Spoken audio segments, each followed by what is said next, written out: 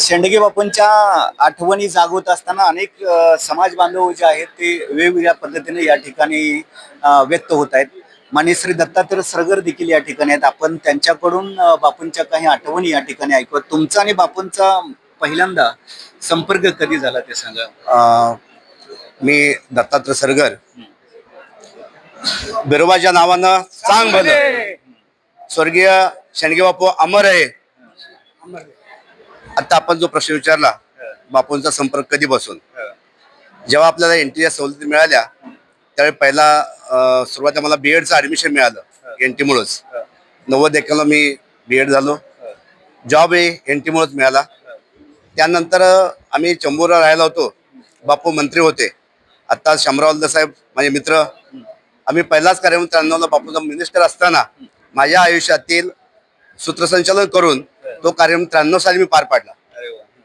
बरेचसे त्यावेळेचे आपले फेटेवाली माणसं, मी मुद्दाम त्यांचा उल्लेख करतोय, बापू आले की अक्षरशः फेटे उडवायचे. एक वेगळा आनंद. सगळे गोदी कामगार होते आणि मी पण गोदी कामगाराचाच मुलगा आहे. माझे 2 भाऊ गोदीमध्ये आहेत, युनियन मध्ये आहेत. सन्मान्य कोतवाल साहेब, आपले कोतवाल साहेब युनियन मध्ये आताही भाऊ आहेत.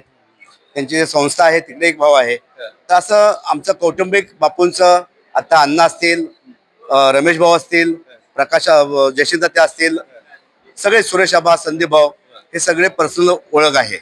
आणि या कुटुंबाशी नातं खूप जुनं आहे. आमच्या गावी पण बापू नाहीत, पण अण्णा येऊन गेलेत, तात्या येऊन गेलेत. आणि स्वर्गीय बापू, आम्ही जे संस्था रचना केले 12 वर्षापासून याच हॉलमध्ये वधूवर मेळावा होतो. साहेब अध्यक्ष आहेत, मी उपाध्यक्ष आहे. माईक नेहमी माझ्याकडे. विषयावरती नंतर येऊ. महत्वाचा प्रश्न म्हणजे गोदी कामगारांच्या जीवनामध्ये शिवाजीराव शेंडगे बापूंच्यामुळे कसं आर्थिक परिवर्तन आलं, त्यांची कशी उन्नती झाली, कशी प्रगती झाली ते सांगा. सुरुवातीचा काळ जो होता, कार्यक्रम घेण्यामागचा उद्देशच आमचा गाठल्यामध्ये तो होता. आपले जे जुनी माणसं होती गोदी कामगार, ते काम करायचे आणि तो पैसा घरापर्यंत येईल असं नव्हतं. ती परिस्थिती त्या काळात होती. आणि अशा काळामध्ये बापूंनी एनटी सवलत दिल्यामुळं लोक जागृत झाली. दाखला कसा काढायचा, 90ला आरक्षण दिलं आणि 93 पर्यंत लोक विचारत होती.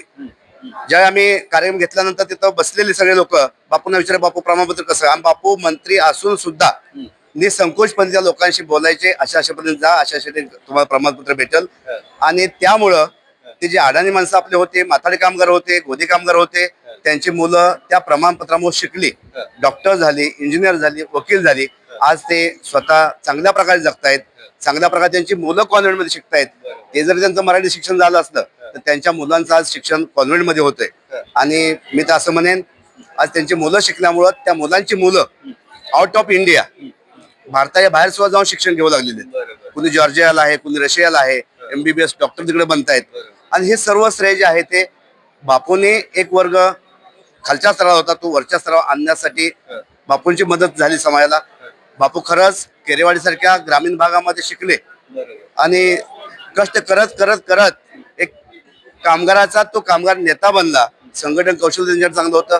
कामगार नेता बनला आणि कामगार नेता बनून माझ्या ह्या वंचित समाजासाठी काही करावं ही त्यांचं एक तळमळ होती. त्यांनी स्वतःच्या कष्टातून संघटन बांधून विलाट ट्रान्सपोर्ट नावाची संस्था, कंपनी उभा केली.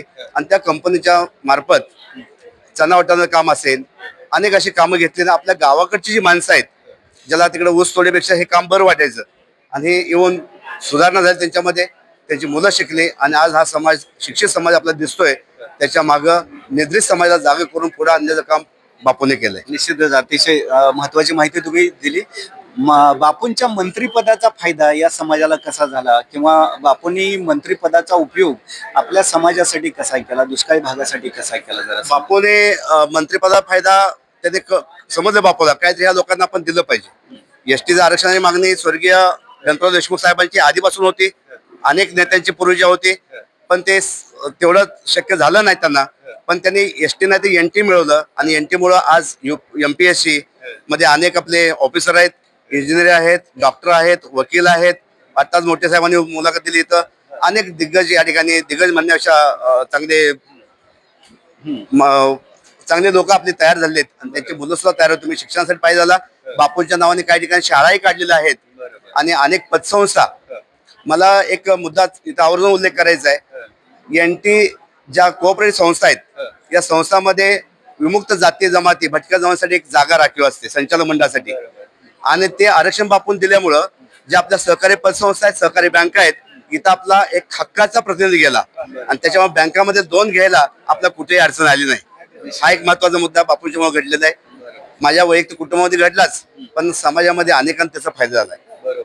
असे अनेक फायदे स्वर्गीय शिवाजीराव शेंडगे बापू यांच्या मंत्रिपदामुळं समाज बांधवांना झाले आणि त्या आठवणी या ठिकाणी सरगर साहेबांनी आपल्याला सांगितलेल्या आहेत. धन्यवाद सरगर साहेब आमच्याशी बोलल्याबद्दल. आणखी काही समाज बांधव या ठिकाणी आहेत, त्यांच्याशी देखील आपण या ठिकाणी चर्चा करणार आहोत.